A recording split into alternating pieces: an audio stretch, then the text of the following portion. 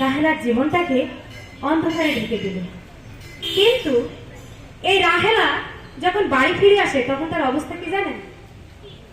বাড়ি আসার পর পরিবার প্রতিবেশী এ সকলের জন্য করে রাহেলাকে দোষী। এই রাহেলা মানসিক ভাবে বিপর্যস্ত হলো, জীবনকে বড় অসহায় ভাবিতে লাগিল। এমন হতাশায় পতিত হলো, খুঁজতেছে উপায়। মানবতার কি যাতনাময়, কত নির্মমনিতয়। মানবতার কি যাতনাময়, বাইরে বাস্তব কাহিনী শোনায়, বাস্তব কাহিনী শোনায়, উপন্যাসিক নয়, কত নির্মমনিতয়। মানবতার কি যাতনাময়, কত নির্মমনিতয়। মানবতার কি যাতনাময়। রাহেলা যখন ভুগতেছে হতাশা দীর্ঘশ্বাসে, স্কুল শিক্ষিকা মমতা দাঁড়ালো তার পাশে। প্রকল্প করছে আইন সরকারের সাথে, মানব পাচার রোধে কাজ করছে এলাকাতে। প্রকল্পের কর্মীদের সাথে ঘটায় পরিচয়, পাচারের শিকার মানুষদের নানা সেবা দেয়। প্রকল্পের একজনকে সরকার রাহেলার বাড়িতে বিস্তারিত জানতে আসে তার অনুমতিতে। রাহেলার জীবনে ঘটে যাওয়া দুর্ঘটনা বিস্তারিত ভাবে সব করিল বর্ণনা। এই সরকার সকল ইতিহাস জানার পরে মনোসামাজিক কাউন্সিলর কাউন্সিলিং করে। এই রাহেলা মনোযোগ দিয়ে করিল গ্রহণ, কাউন্সিলিং পাওয়ার পরে শান্ত হলো মন।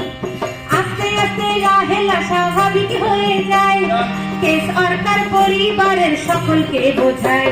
এই রাহেলা দোষী নয়, দোষী পাচারকারী যারা, চাইলে আইনের আশ্রয় নিতে পারে তারা।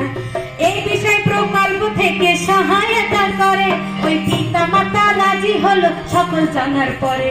পাচারকারীর বিরুদ্ধে তখন মামলা করে দিল, মানব পাচার দমন ট্রাইব্যুনালে রজু হলো।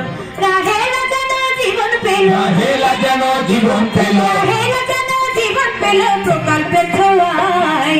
মানবতার কি যাতনাময়, কত নির্মমনিতয়। মানবতার কি যাতনাময়, বাইরে বাস্তব কাহিনী শোনায়, বাস্তব কাহিনী শোনায়, উপন্যাসিক নয়, কত নির্মমনিতয়।